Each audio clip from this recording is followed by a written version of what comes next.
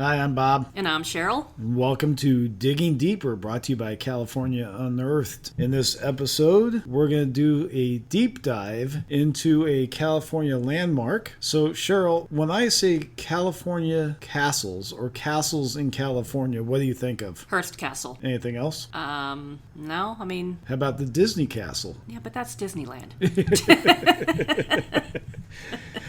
And actually, I looked it up. There is actually quite a few castles in California. And obviously, they're not the castles of England and Scotland, Ireland that you know of. These are just large homes. Right, that's what I would think of. I wouldn't think of castles of like England and stuff. It would be rich tycoons that build big mansions. Well, today's episode, we're going to talk about a castle here in California that's not a rich tycoon's playhouse. It is called the Preston School of Industry. Never heard of it. Well, it's also called Preston Castle. And here's a photograph of Preston Castle. You've never seen it. Wow. It is all brick, and it was made to look more like a school than a prison. Looks more like Dracula's castle. It's pretty, right? And so what it was it was a reform school. Okay. For the youth of California that were troubled or didn't have families that cared enough about them. So they put him in the Preston Castle. Okay. And it was one of the most famous reform schools in America for a long period of time. It ran from 1894 to 1960. Wow. Well, at least the Preston Castle did.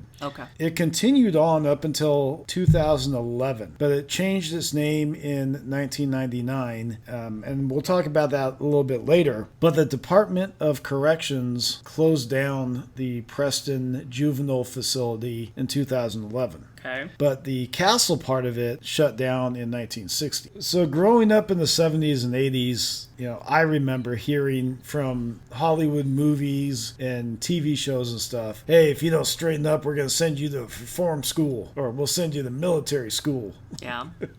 Have you been behaving? Do I have to send you to reform school? No. Because you're not going to want to go to this one. No, probably not. So the history of reform schools here in California, I'm not going to do a whole deep dive into the history of reform schools here in California, but I do want to mention a couple of them just because they're really, really interesting. And Preston Castle was not the first reform school in California. So the first reform school in California was in San Francisco. And it was to deal with the youth crime in San Francisco. They set aside land to build a reform school, but when the plans stalled out, the state of California stepped in. So on April 15th, 1858, the California legislature passed the Industrial School Act. So the San Francisco Industrial School opened a year later.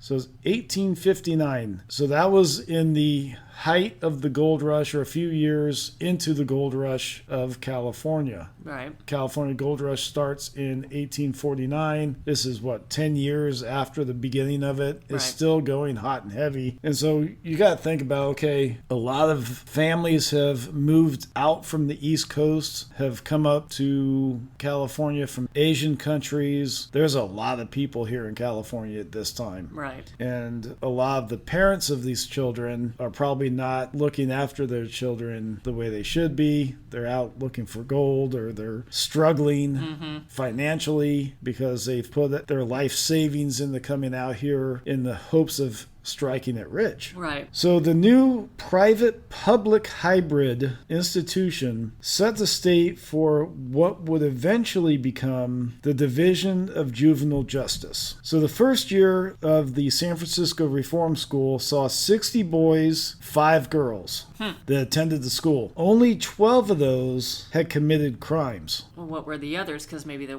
parents died, or like orphans? Well, the others were committed for, and this is coming from the website I got this from, the others were committed for leading an idle and dissolute life. Meaning they're just not doing anything. Right. They're not helping the families with chores, or just they're being lazy. So this meant that children were considered to have little guidance at home. So those of them that were admitted, the average age, guess what the average age was? I'm going to say 8. 12. Okay. Average average age was 12, with 2 of the children were under 5. Wow. Okay. Under 5 years old. 5 years old. Could you imagine? So the San Francisco school closed in 1892. But before that, in 1860, just a year after the San Francisco Reform School began, California established the State Reform School. And this is the first state reform school. San Francisco was a hybrid between private and public. Right. This one was the first state school, and it was in Marysville. Oh, okay. And that began in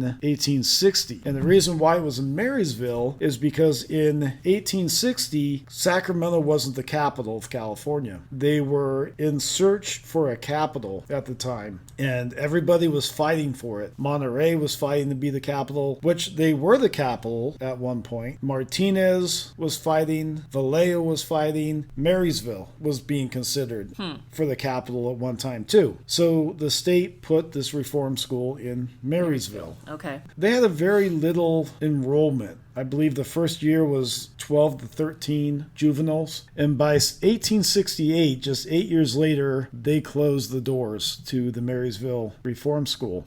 And all the wards of that school were sent over to the San Francisco Reform School. Okay. Because you remember, that didn't close until 1892. Right. And so you're wondering, okay, that 1892, what happened? Well, in 1890, there's a state senator by the name of Edward Myers Preston, who was born on May 4th, 1841 in Freedom, Michigan. And he ended up coming out to California somewhere between 1860s and the 1870s, and he lived in Nevada City at the time. He was a druggist and banker, and he became California State Senator in 1889 and then again in 1891. I was doing some research on him. I can't find a whole lot about him anywhere. I went to Ancestry just to pull up what I did tell you about him, and then I was able to pull up the state records for when he was a senator here in California. But other than that, there's not a whole lot out there about him. Well, Even on Ancestry. You would think.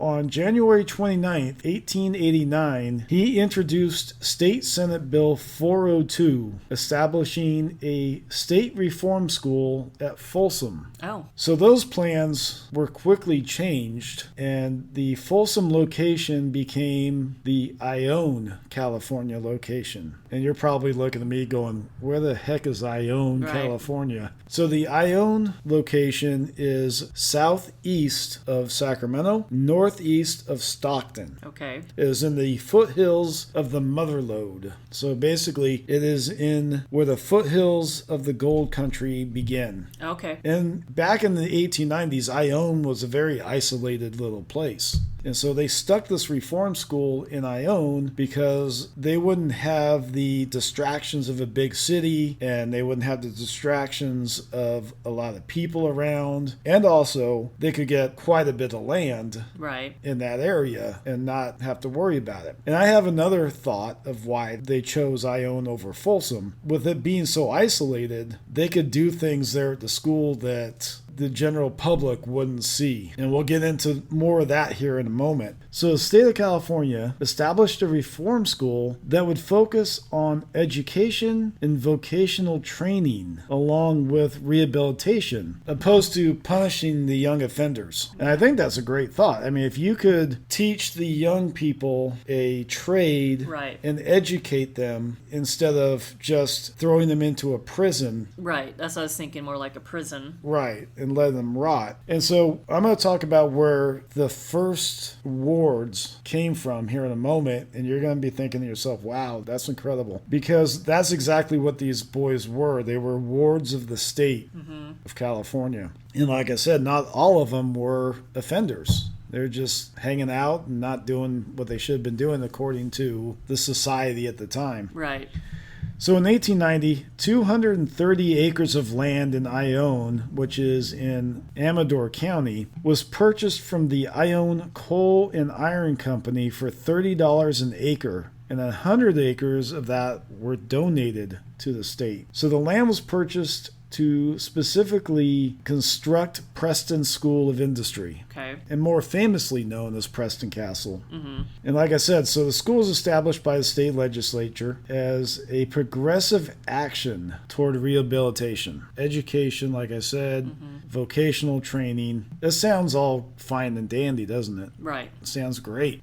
And so the School of Industry had certain things in this 230 acres that helped these boys learn the trade. They had a farm, they had acreage for crops, they had a cobbler shop, they had a wood shop, they had a metal shop, they had a bakery, they had laundry services. Anything these boys wanted to learn, Preston Castle had it. Okay. And I've seen photographs of even a band. They had a Preston band. Huh. So they could learn musical Music instruments instruments. as well. I pulled this off of the Preston Castle website. So I'm going to read this to you as it's written in the Preston Castle website. So Preston Castle, large acreage allowed the boys to grow their own food, raise livestock, learn farming trades. Additionally, there was a paint shop, a bakery, a cobbler shop where the young delinquents could learn skills for self-preservation to the real world. That's funny that they call them young delinquents. Right.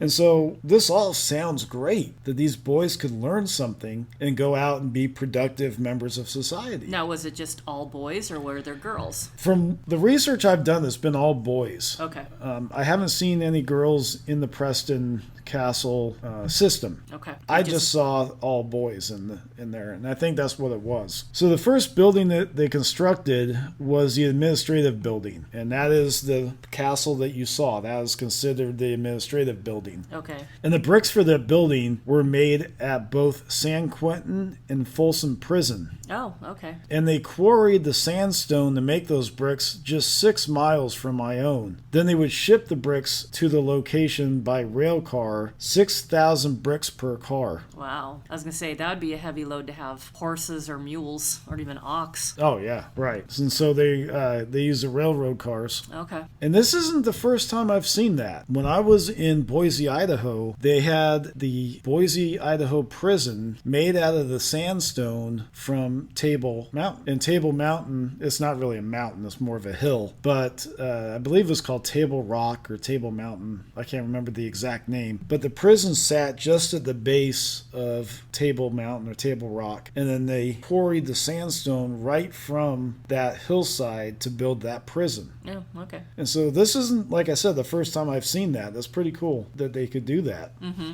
And so the cornerstone was laid on December 23rd, 1890, with 2,500 people in attendance. The administrative building, which would be known as the castle, was nearly 50,000 square feet. That's huge. That is huge. That is massive. So the original plans for the school called for 77 rooms on 5 floors. So the administrative building, which was a castle, was in the Romanesque Revival architecture and was designed by the architect George Sellon. And hopefully I'm saying that name correctly. Or Sellon. Sellon. Sellon, yeah. It was designed more like a school, like I said, than it was a prison. Because it really wasn't a prison. It was really basically your juvenile hall of today. Right. And so the first floor would house the reception area, director's room, general offices, and just basically the running of the school. Right. Would be on the first floor. And this is the original plans that we're talking about here. And then they would also have a basement. The second floor would include a reading room, library, 12 apartments, a school room, coat and hat room, a men's water closet, and a woman's lavatory.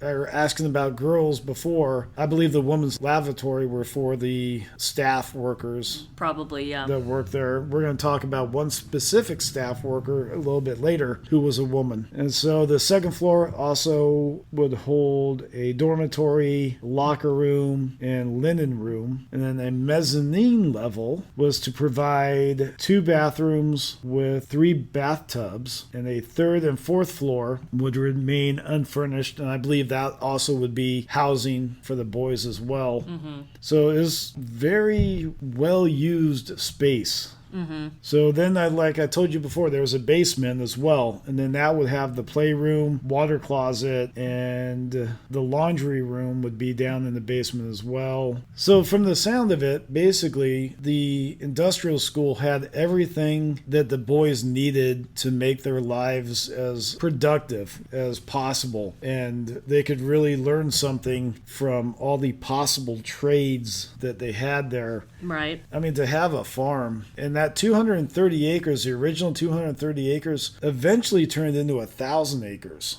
Oh, wow. And that's incredible. So like I said, at the peak of Preston Castle, it had 1,000 acres, 750 of which was farmland. Wow. And it housed 800 wards, employed 200 staff members, and utilized approximately 50 buildings, with the castle being the main administrative building.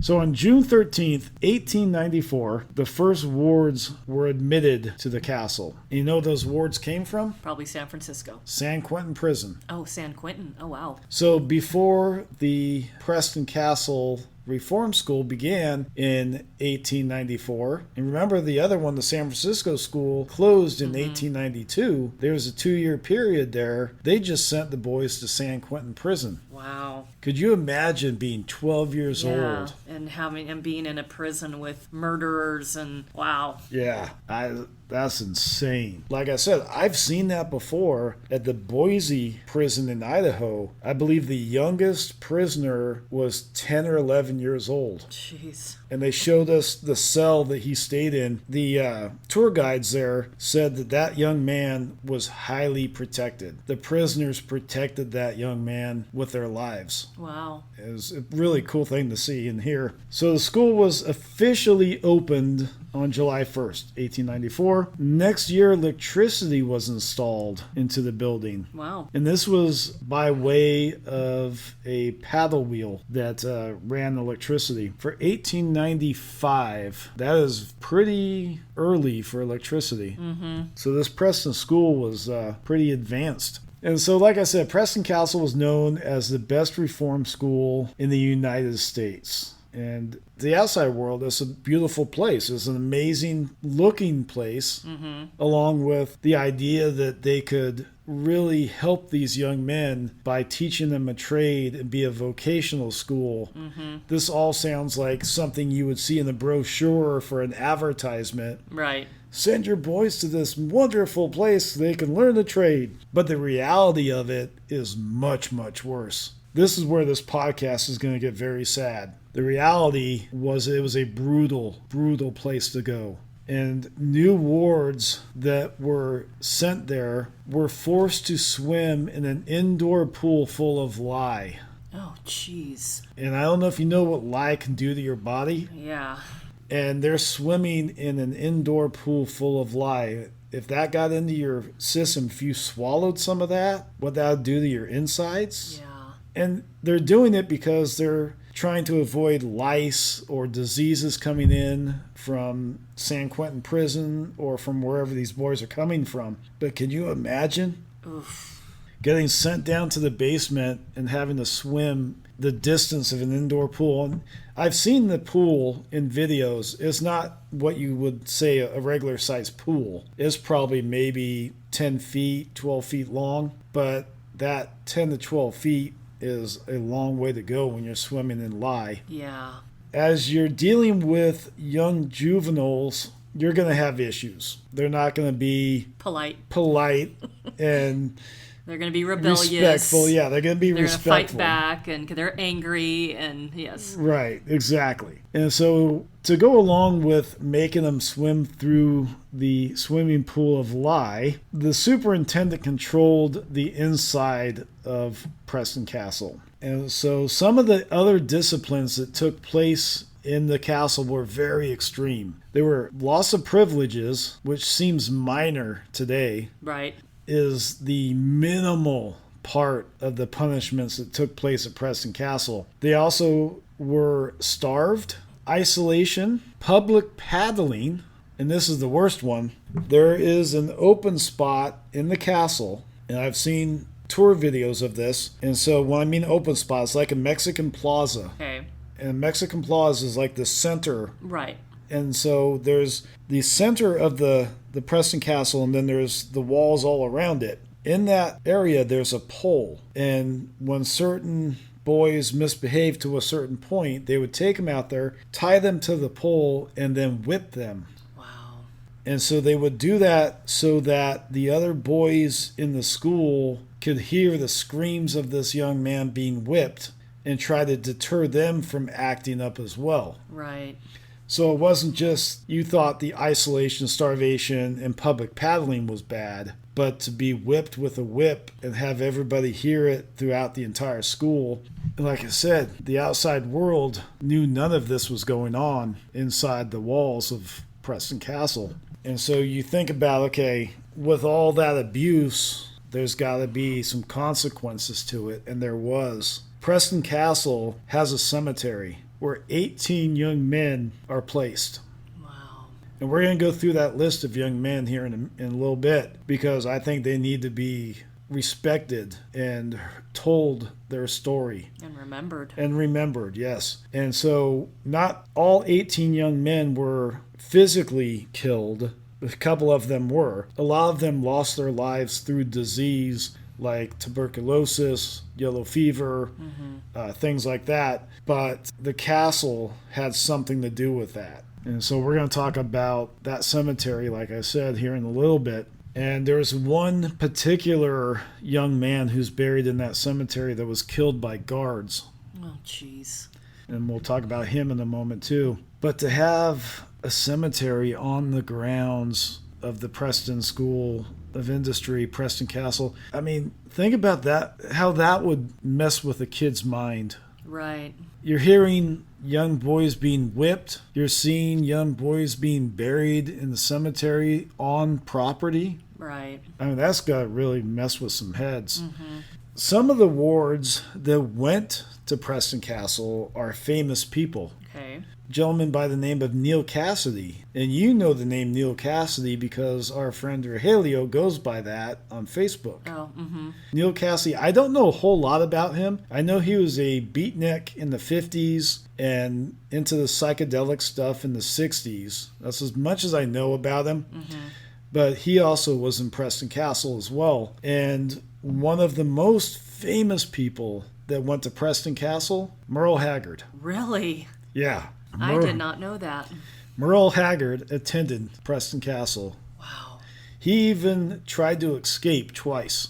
Jeez. So could you imagine what he went through trying to escape Preston Castle twice? Yeah. I'm not saying that he received the whip, but that's probably a whippable offense. Right, trying to escape, Trying run to away. escape, yeah. But yeah, Merle Haggard, the Wow. hag. And why that's somewhat important to Cheryl and I is we live here in Shasta County. Merle Haggard called Shasta County his home for quite a few decades. I actually met Merle Haggard one time accidentally. I was working at the local grocery store late at night, and a old raggedy man walked in, got a 12-pack of beer, and walked out. I didn't think anything of it. I waited on him at the register, and another guy I was working with came running out. He goes, "Hey, you know who that was?" I have no idea. Some old guy buying beer. "Oh, that was Merle Haggard." Oh, all right. Just looked like some old raggedy guy buying beer. Right. And this was like 1991 or 1990, somewhere in there. It was kind of funny. But yeah, so Merle Haggard. And the thing about that was, and we're going to talk about this a little bit later as well, is Preston Castle is now owned by the Preston Castle's Foundation. Okay. And like I said, we'll talk about how they received the castle and all that here in a little bit. But I bring it up because they reached out to Merle Haggard and asked him if he would play at a benefit to raise money for the preservation of Preston Castle. He said no. No, I was going to say. And I'm sure it was a hell no. His exact words were, "I don't want anything to do with that place." Yeah. And can you blame him? No. The young boy I was talking about earlier that was shot by guards, his name was Samuel Goins, and he was a convicted burglar. So he arrived in Preston Castle in July of 1918. Within the year, Samuel attempted to escape Preston Castle 3 times. Okay.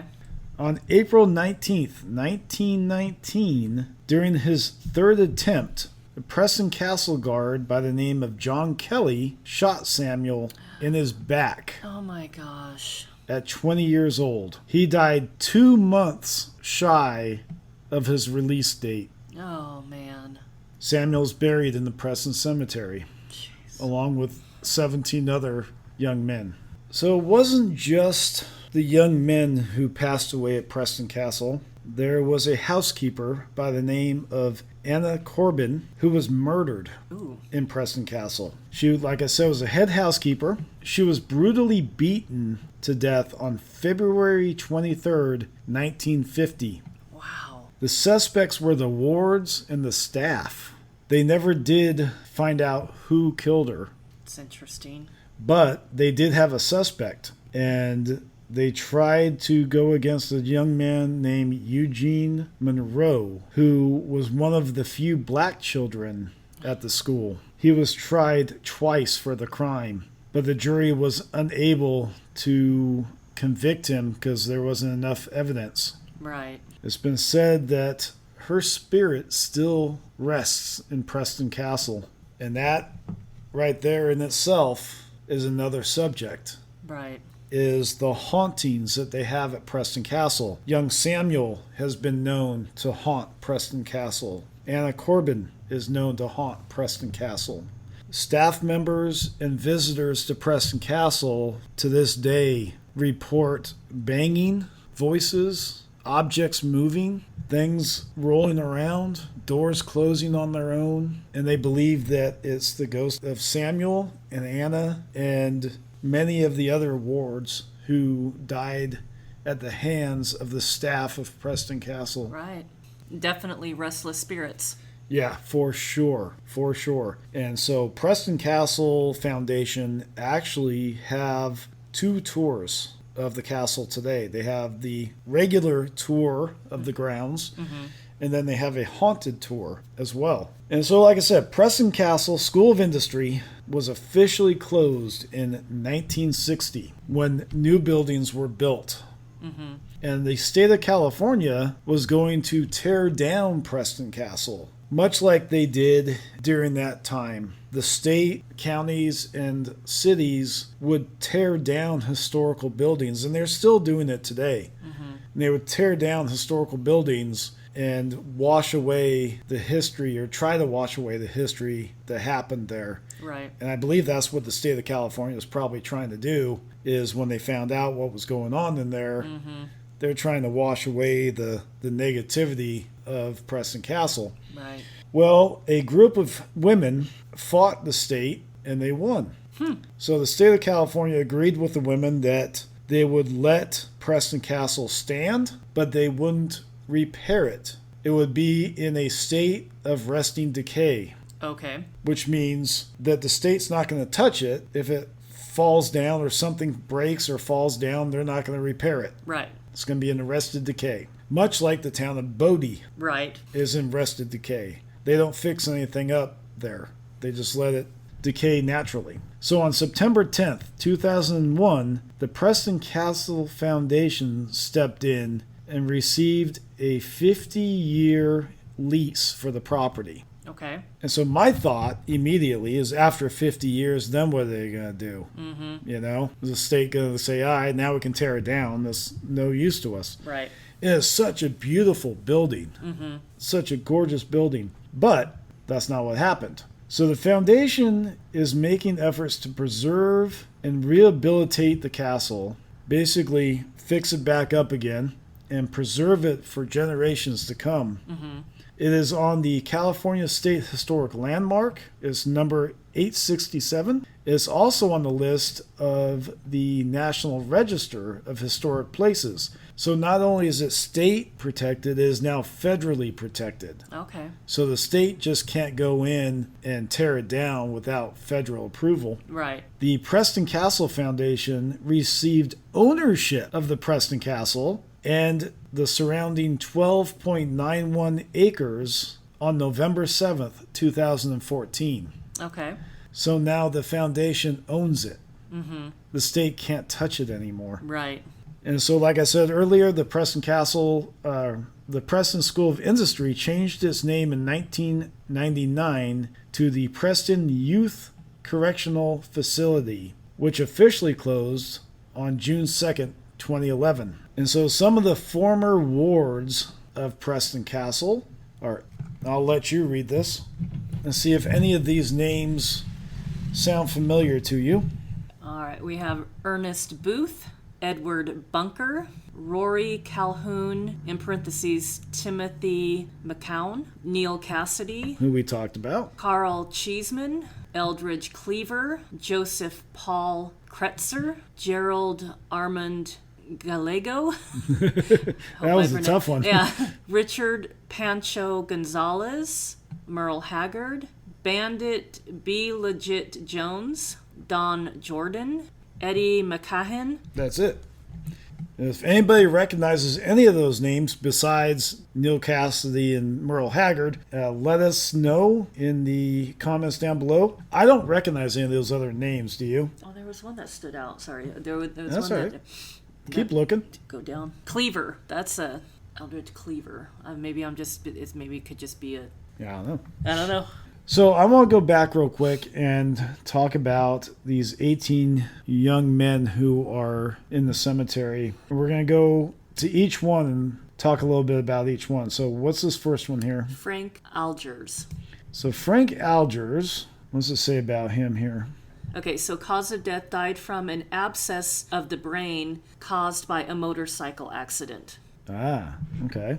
Next. And then we have Adolf Antron. Adolf Antron was the son of working class parents, P. Antron and O. Antron of England. He was brother to George, Joe, Annie, and Ed. Chose in 1880 that Adolf and his family were living in San Francisco at the time. Adolf's father and mother immigrated from England. However, they made stops in France, the Philippine Islands, and later on to California, where they had children in each country as their place of birth states in the census. Adolf and his younger brother Ed were the only ones in the family born in the United States. Does it say how old he was? Age 18. I should go back. How old was 17. Frank was 17. Okay. Yes. And then Samuel Goins. Yep, we talked about him. 19. He's the one that was shot by the guard. Then we have Nicholas Hamilton. How old is he? He was 20. Nicholas Hamilton, a lad of 17, who had pleaded guilty to the charge of grand larceny before Judge Wallace came up for sentence yesterday. He wanted to withdraw his former plea, and in making his application, he told how he had been left to shift for himself almost from his infancy. His parents died while he was young, and the crime for which he stood charged, stealing a gold watch and chain, was as much the result of his training and environment as of any tendency to criminality on his part. Eddie Heath, he was 18. No information on him. No information other than I thought I saw he was born in England. Raydell Holiday, he was 20. Cause of death, influenza. Joseph Howe, he was 16. He was native to California. Cause of death, tuberculosis. So this young man, I do know a little bit about him. He was from Chico.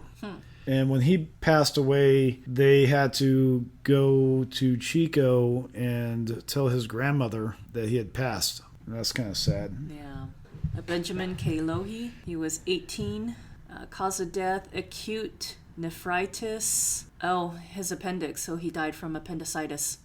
James Lopez, he was 16. Cause of death, pneumonia. John Miller, he was 14. Meningitis was his cause of death. So Peter Miller was 16. Cause of death was stroke. Probably caused by whatever punishment was being inflicted upon him. We have Ray Scoville, he was 17, and he died of meningitis. Hugh Sims, who's 18. No information No on information. him. Tehama Van, 15 years of age. He drowned. I wonder if it was in the pool of lye. Maybe. Grant Walker, age 8. Age 8? 8. Wow. Typhoid fever. That would be an interesting research on him. There's probably not much out there. Frank Ward, age 13 to 14. Paralytic dementia. Huh. I've never heard that I've term. never heard that term either. I mean, I've heard dementia, obviously, but paralytic? We have William C. Williams, age 17. It just says committed from Jackson. Doesn't say. No information. And I'm on Find a Grave, pulling up this information. Woollick Leonard Wooldridge, age 19. Cause of death, acute cerebral meningitis. Wow. And that's the last one. That's sad. And the saddest part, like I said, the 8-year-old. Yeah. All right, so I found the other website I was looking at, and it's a website that talks about the cemetery, and it gives a little bit on 4 of the boys. And so we're going to kind of just chit-chat about these 4 young men real quick. Causes of death are difficult to find, but a 1916 report describes the death of 4 young during the previous 2 years. 1 death from spinal meningitis following a skin infection, 1 from pneumonia and septicemia, and 2 from exploded appendix. Both of the last 2 cases were boys who showed positive for syphilis, according to the 1916 report of the Board of Trustees for Preston. Syphilis. Interesting. That's really interesting. Let's look at the 4 boys. Any information on here that's we haven't already talked about? First is James Lopez. Okay, so he was removed from his home due to neglect. Apparently his father was a heavy drinker. Records indicate he selected bad companions, was ill-tempered, stubborn, and untruthful. In December, he was brought before the court for violating probation. Considering the earlier reference to his circle of friends, it probably had something to do with law-breaking activity. A year later, he was committed to St. Francis Orphanage, where he remained until September 1916. Tired of Lopez's shenanigans, such as a runaway attempted with the group of other boys, the orphanage priest returned him to authorities. In October, the court committed him to Whittier State School. He was then later transferred to Preston. Well, I mean, could you imagine that? I mean, his home life before that was got to be Volatile. volatile. Yeah, volatile. And wouldn't you be angry? Sure. Yeah. John Miller attempted jailbreak, ends up in Preston Cemetery. While awaiting trial on burglary charges, John Miller, 15, decided to make a break for freedom. At the Oakland jail, he and a few cellmates used spoons to pry away mortar from the bars of their window. With a loud clatter and thud, a loosened brick fell into the gardens 3 stories below, drawing the gardener's attention, who quickly altered jail custody staff. The jailbreak was averted. To give Miller another chance, he was sent to Preston in late January 1913. The young man soon proved he could not be trusted as an honor ward, becoming unruly and disrespectful, seemingly without provocation. He was moved to Company G, made up of youth who had difficulty following rules. In March, while Company G was digging ditches, Miller refused to work. Relief Officer Albert Smith ordered Miller to help the rest of his company. Instead, Miller swung a pick, striking Smith in the shoulder. Ooh. The 2-inch deep wound was not fatal, but Miller now faces additional charges. On June 14, 1913, having been in the institution for 6 months, Miller died at 15 years old. He's buried at the school cemetery. It doesn't say why he died? Uh-uh. That's kind of suspicious. Joseph Howe, according to the Chico record of December 14, 1913, Joe Howe, the 17-year-old Chico boy who died at the Preston School of Industry at Ione, was buried there yesterday. Probation officer C.S. Klein was here yesterday to inform the boy's grandmother, Mrs. M.J. Clinton, who lives on Cherry Street, of his death. Hugh Smith succumbs to tuberculosis. On Monday morning, February 5, 1912, Cadet Hugh Smith passed away from tuberculosis. Sims, born in Bakersfield, came to the School of Industry on July 6, 1910. He was 18 years old at the time of his death. The funeral was held at the chapel at 2 p.m., February 6th, and was conducted by Father Greeley of Jackson, Hugh being a Catholic. The entire school was in attendance and followed the remains to the cemetery.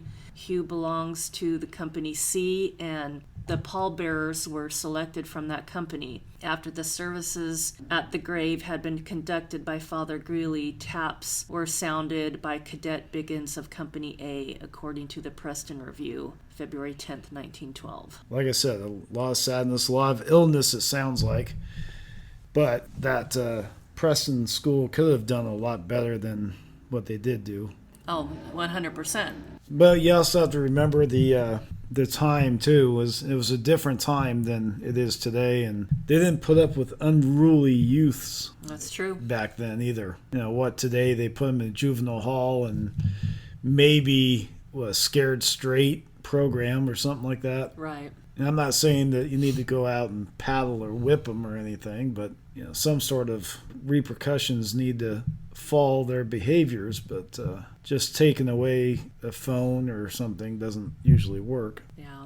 I don't know. Is this some place that you'd like to go visit? I think so. I think it'd be interesting to go there and see it. It's 12 acres remaining of the original almost 1,000 acres from they once had. Mm-hmm. I think it's pretty neat. Yeah, it is. I want to go check it out. It's for neat, sure. but sad as well. Yeah. But it also makes you wonder, out of all the wards that were there, how many actually left there and living their lives as good citizens, having a trade, having learned from being there. It makes you wonder. Yeah, no, exactly, because Preston Castle itself was self-sufficient. Everything that they needed, the boys could take care of right there on property. Right. The farming, the cattle, everything was taken care of right there, and they were learning as they went. And as I said earlier, there's, at one point, 800 wards. If you think about 18 deaths out of 800 plus wards, that's a minimal amount, really. I'm probably making more of a deal of it than it actually is. I just find it really sad that there's a cemetery on property for these young men. But like you said, out of 800 wards, how many of those went off to live a productive life in society? Obviously Merle Haggard. Right. And Ricardo, the tennis player. But did Preston Castle have anything to really do with that? Right.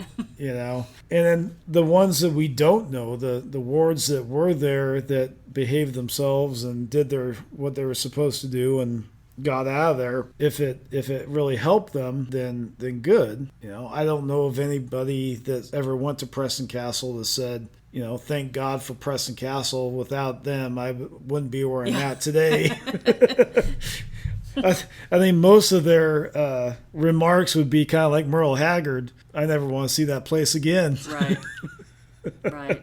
And you have to, and I always put myself as if I had worked there as a woman at that time, I would probably want to almost become mothers to all of those boys, even if they were acting out. So I'm sure there were quite a few staff that were very nice and helped these people. And unfortunately, you have a few bad apples in the barrel, that couldn't handle their temper and, took it out on the boys. Yeah, true. And then obviously a lot of the boys had anger issues and tempers, and a lot of that comes from their childhood trauma and their past trauma of their lives before going to Preston Castle. And I can see why some of them were angry and why some of them latched out. Yeah. And, your parents die when you're a young child and you have nobody left. That's a scary, scary experience to have. Think about being 8 years old and your parents die and you have no other relatives. And you're shipped off to this place in nowhere, and with all these other older boys that, have anger issues, so right. That would definitely be scary. Well, and just think about it also is that, I'm just making this up, but you're an 8-year-old boy. Let's say you had decent parents, you had a good life. They pass away, and now you're getting sent off to Preston Castle. You don't know anything about anger issues or misbehavior or anything. And then now you're watching these other wards around you being starved and isolated and whipped and paddled, and the trauma that has got to be put on a young child as well, just to even witness that. Right. And I'm sure a lot of these guys were not the friendliest people in the world either. Is probably more of a militaristic atmosphere. Yeah. And I've seen photographs of, you look at the photographs thinking, oh, that place is really cool looking, and hey, look, they're all in the band, and the reality of it's much different. But it's definitely a future video on California Unearthed. I am definitely going to go there and check it out and do a video on Preston Castle. In the show notes down below, I will put a link to the website to the Preston Castle Foundation. They are not doing self-guided tours right now. They're only doing the guided tours, and I believe they are doing the haunted tours, I think, along with the regular tours. I don't think it's just a Halloween type thing. I think they do it year round, if I remember correctly. But it's definitely a spot that I want to check out and go to. If you want to see photographs or get some other information about it, I do have a video on the 10 haunted places in California, and I believe it's number 4 on that list. And pretty much everything we've talked about today is on that video. Obviously getting deeper into it than I did in that video, and this is probably going to be even deeper than I get into the video I make there. But for the most part, it is definitely a place on my list to check out, and that's going to be a different experience to actually be there and to look at the pool that these boys had to swim in to lie, look at the posts that they had to be tied to, look at the rooms, look at the situation that they were in. And I believe that, and I give a big, huge kudos to the women that help preserve Preston Castle for generations to come. You can't hide history. Right. Even though it's something that's uncomfortable to talk about, you can't just bulldoze it away and not talk about it ever again. The preservation of buildings like this are very, very important, and telling the story, whether it's good or bad, is very important as well. Mm-hmm. You can't just pick what histories you want to talk about and what histories you don't want to talk about because some bad things happened there. Right. And so kudos to those women, and kudos and a huge thank you to the Preston Castle Foundation, and obviously a thank you to the state of California for listening to those women and not bulldozing this building down. This is an absolutely beautiful, beautiful building in Ione, California, and I want to definitely go there at night, just at dusk when the sun's going down.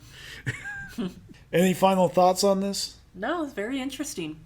I definitely would like to go there too to check it out now. So like I said, in the show notes down below, there'll be a link to their website, a link to my video, and hopefully you guys enjoyed this episode of Digging Deeper, and we will see you guys on the next episode.